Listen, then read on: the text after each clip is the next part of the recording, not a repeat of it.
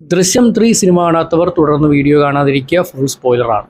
അപ്പോൾ ദൃശ്യം 3യുടെ ക്ലൈമാക്സിൽ സംഭവിച്ചത് എന്ത് എന്നുള്ളത് കുറേ പേർക്ക് മനസ്സിലായി കാണും, കുറേ പേർക്ക് മനസ്സിലായില്ല എന്ന് തോന്നുന്നു. ഇനി നമ്മൾ മനസ്സിലായാലും എന്തിന് ജോർജ് കുട്ടി ഇതൊക്കെ ചെയ്തു, അതുമാത്രമല്ല ഏറ്റവും അവസാനം ജോർജ് കുട്ടി എന്തിന് പോലീസിന് കീഴടങ്ങി. ദൃശ്യം എന്നൊരു ഹോൾ ഫ്രാഞ്ചൈസിയുടെ പോയിന്റ് തന്നെ ജോർജ് കുട്ടി കീഴടങ്ങിയതോടെ തീർന്നില്ല എന്നാണ് പലരും ചോദിക്കുന്നത്. പിന്നെ ക്ലൈമാക്സിലടക്കമുണ്ടായ പല സംഭവങ്ങളും എടുത്തുകാട്ടിലൊന്നും ലോജിക്കില്ല എന്നൊക്കെ പറയുന്ന ഒരുപാടത്ത് കണ്ടു. പക്ഷേ ഞാൻ ഈ സിനിമ കണ്ടിടത്തോളം എനിക്ക് മനസ്സിലായത് എല്ലാ കാര്യങ്ങളും ഈ സിനിമയിൽ വ്യക്തമായ ഒരു റീസണോട് തന്നെയാണ് നടക്കുന്നത്.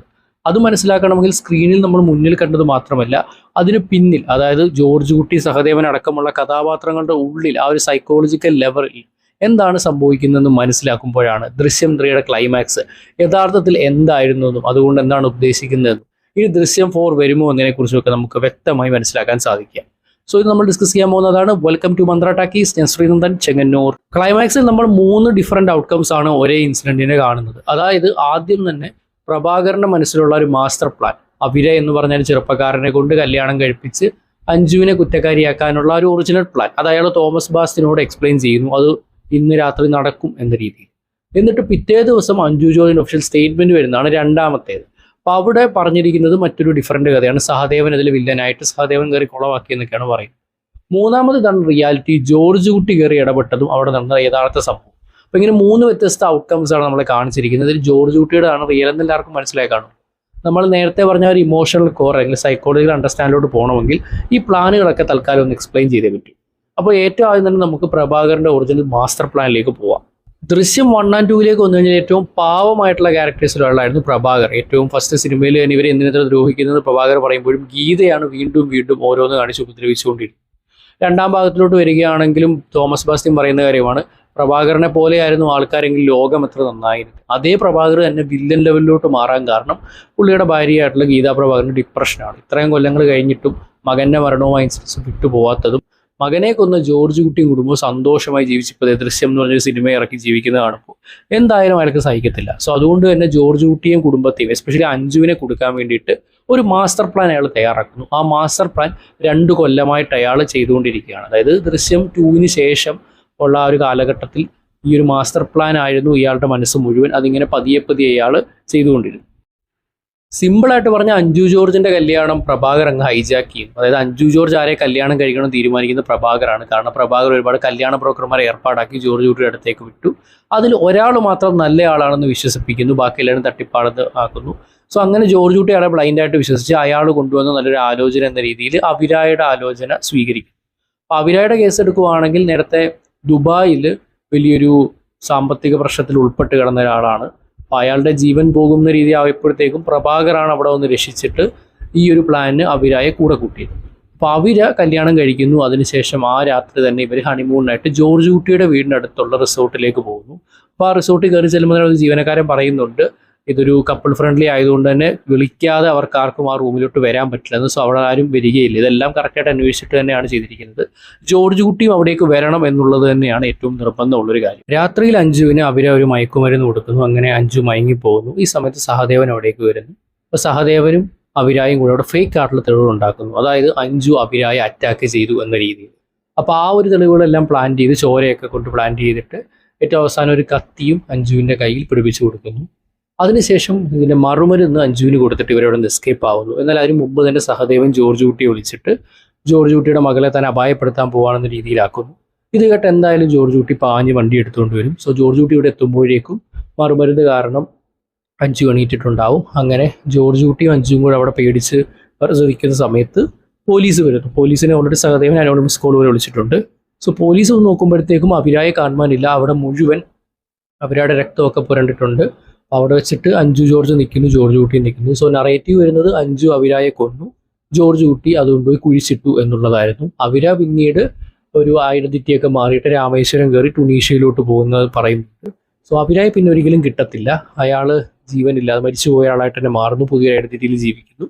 എന്നാൽ അഞ്ജു ജോർജ് ആകട്ടെ അഭിരായെ കൊന്നു എന്ന രീതിയിൽ കൂടെ നിന്നതിന് ജോർജ് കുട്ടിയും ജയിലിൽ പോകുന്നു. അപ്പോൾ ഇത് പ്രഭാകരന്റെ മനസ്സിലുള്ള ഒരു പെർഫെക്റ്റ് പ്ലാൻ മാത്രമാണ്. ഇതല്ല ശരിക്കും നടന്നത്. അവിടെ കുറച്ച് വ്യത്യാസങ്ങളുണ്ട്. അഞ്ജു ജോർജിന്റെ സ്റ്റേറ്റ്മെന്റ് ആണ്, പോലീസിനോട് പറഞ്ഞ ഒഫീഷ്യൽ സ്റ്റേറ്റ്മെന്റ് ആണ് തോമസ് ബാസ്റ്റിൻ രണ്ടാമത് ഈ തിരിച്ച് പ്രഭാകരനോട് പറയുന്നത്. അപ്പോൾ അതിലോട്ട് വരികയാണെങ്കിൽ അഞ്ജു ജോർജ് ഇതിനിടയിൽ എണീക്കുന്നുണ്ട്. ഇവരെന്തോ സാധനം തട്ടിയിട്ടിട്ട് അഞ്ജു എണീക്കുന്നു. അപ്പോഴാണ് ഈ സഹദേവനെ കണ്ട് പേടിക്കുന്നത്. അവരെ പെട്ടെന്ന് പേടിച്ചോടിക്കളഞ്ഞു. സഹദേവൻ പഴയ തൻ്റെ ആ ഒരു ദേഷ്യവും ജോർജ് കുട്ടിയോടുള്ള ചുരുക്കം വെച്ചിട്ട് അഞ്ജുവിനെ ആക്രമിക്കുന്നു. അതിനുശേഷം സഹദേവൻ അവിടെ നിന്നും ഓടി രക്ഷപ്പെടുന്നു. അങ്ങനെ സഹദേവൻ ഒരുപക്ഷെ ഈ അഭിരായെ കൊന്നു കളഞ്ഞേക്കാനുള്ള പോസിബിലിറ്റി ഉണ്ട്. കാരണം നേരത്തെ തന്നെ ഫ്ലാഷ് ബാക്ക് സീനിൽ കാണിക്കുന്നുണ്ട്. പ്രഭാകരനോട് സഹദേവൻ ചോദിക്കുന്നുണ്ട് സ്ട്രോങ് ആവാൻ ഇവനെ കൊന്നുകൂടെയെന്ന്. പക്ഷെ പ്രഭാകരൻ നമുക്ക് ആരെയും കൊന്നിട്ടൊന്നും ചെയ്യേണ്ടതൊക്കെ. ഇവരെല്ലാവരും പേടിക്കുന്നത് ഇയാൾ കൊന്നിട്ടുണ്ടാകും എന്നുള്ളതാണ്. ശരിക്കും സഹദേവന്റെ പ്ലാനും അതുതന്നെയായിരുന്നു എന്ന് പിന്നീട് റിവീൽ ആവുന്നുണ്ട്. എന്തിനിങ്ങനെ ചെയ്തെന്ന് ചോദിച്ചു കഴിഞ്ഞാൽ പഴയ വരുണിനെയും ഇതുപോലെ തന്നെയാണ് അഞ്ജു കൊന്നത് എന്ന് വരുത്തി തീർക്കാൻ വേണ്ടിയിട്ടാണ്. അതായത് ഇതൊരു തരത്തിൽ ആലോചിക്കുമ്പോൾ ഭയങ്കര ക്രീപ്പിയും ക്രൂവലുമായിട്ടുള്ളൊരു സംഭവമാണ്. ബേസിക്കലി നമ്മൾ നേരത്തെ തന്നെ കാണുന്നുണ്ട് ഈ സൈക്കോളജിസ്റ്റിൻ്റെ അടുത്ത് പോകുന്നത്.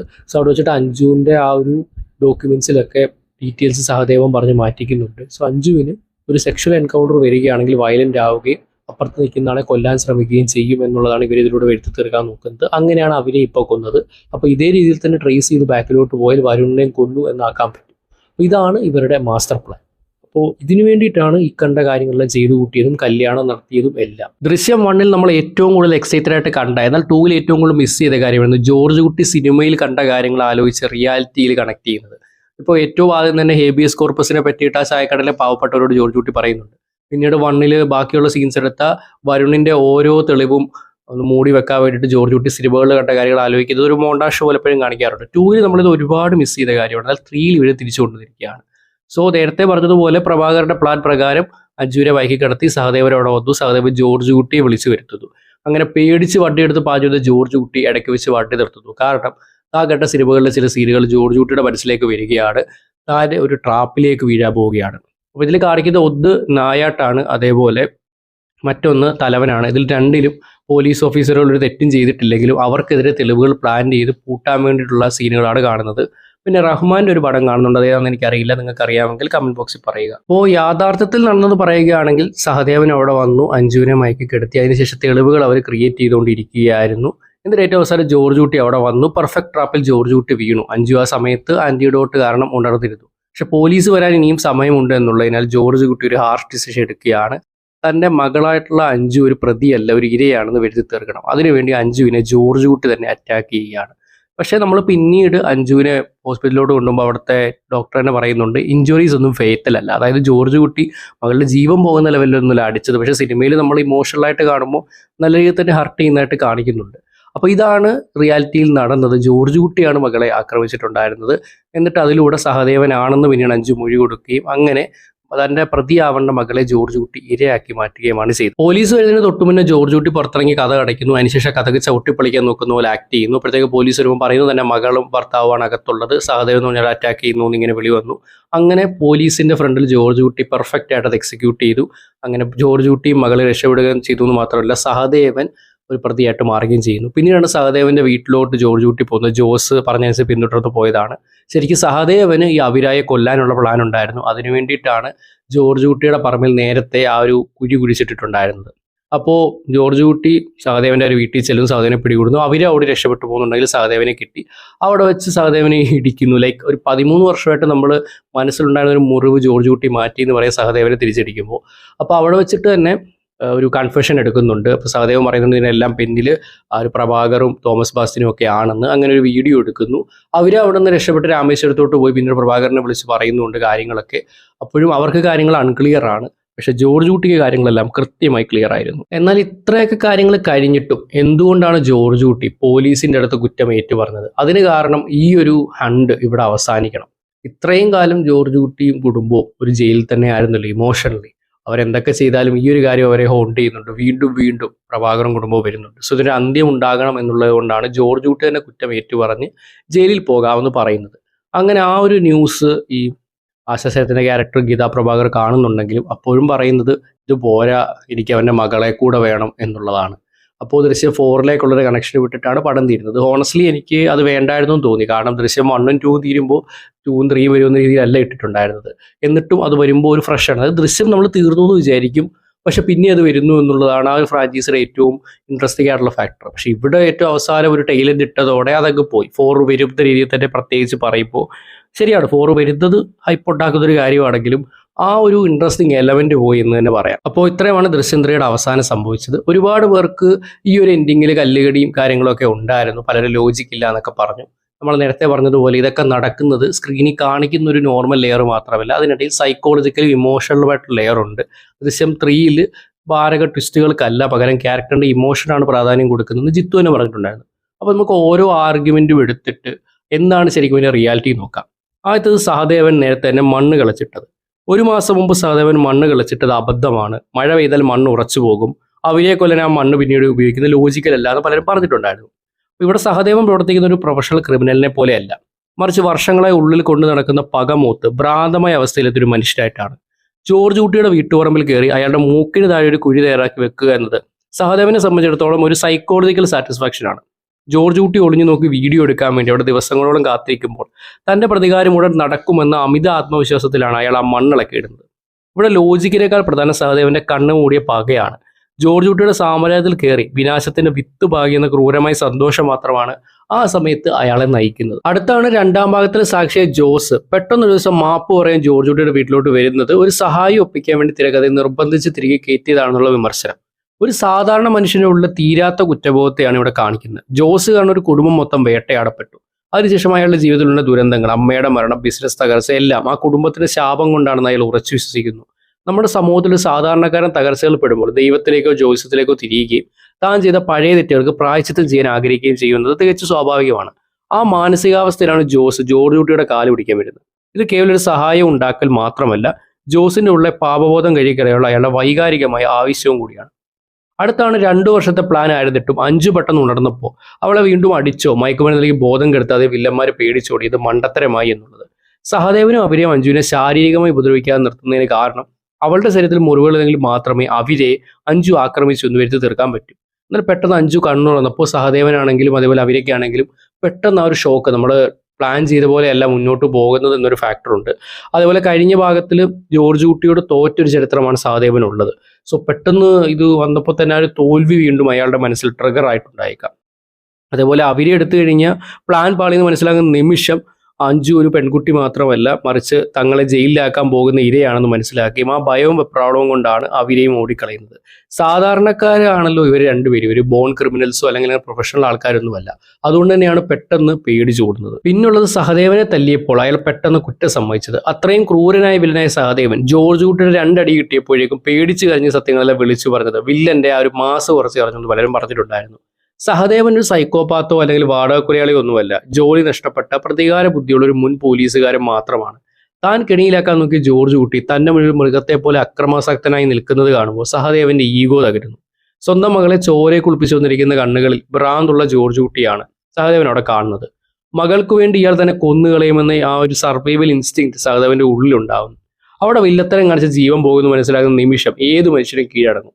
അതുകൊണ്ട് തന്നെ ആ കരച്ചിലും ആ ഒരു വിഷമമൊക്കെ സ്വാഭാവികമാണ്.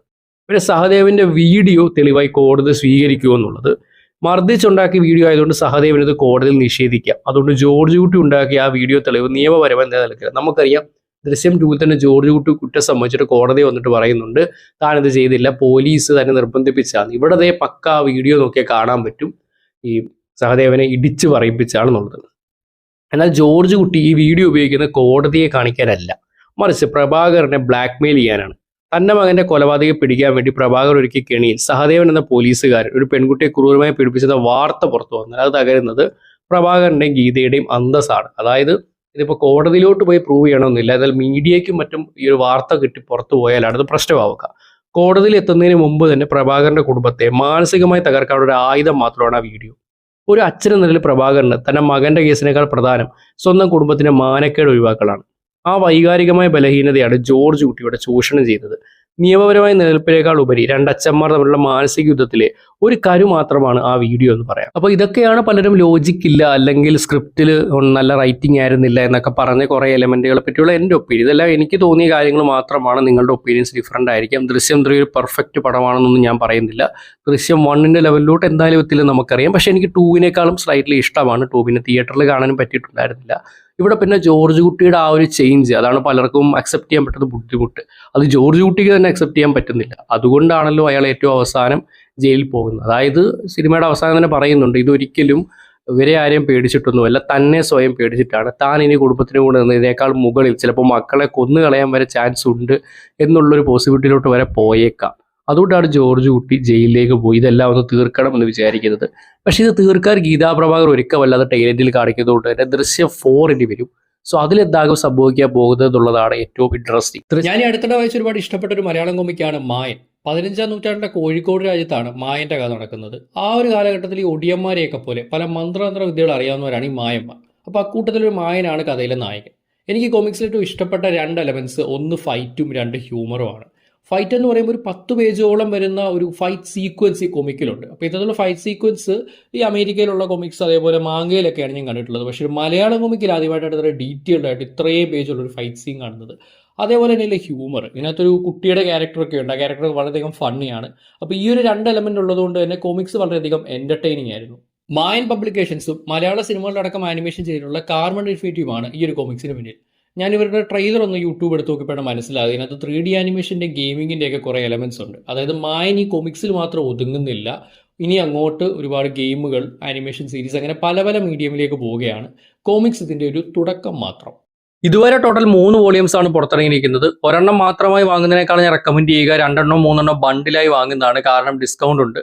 ഞങ്ങളുടെ സ്പെഷ്യൽ ഡിസ്കൗണ്ട് കോഡായിട്ടുള്ള മന്ത്ര ടോക്ക് 50 എന്നുള്ള കോഡ് അടിച്ചാൽ നിങ്ങൾക്ക് ഏതൊരു പർച്ചേസിനും 10% ഡിസ്കൗണ്ട് കിട്ടുന്നതാണ്. അതായത് നിങ്ങളിപ്പോൾ ഒരു ബുക്ക് മേടിച്ചാലും 2 ബുക്ക് മേടിച്ചാലും 3 ബുക്ക് മേടിച്ചാലും ഈ ഒരു കോഡ് അടിച്ചാൽ മതി. എല്ലാത്തിലും നമ്മുടെ 10% ഡിസ്കൗണ്ട് അവൈലബിൾ ആണ്.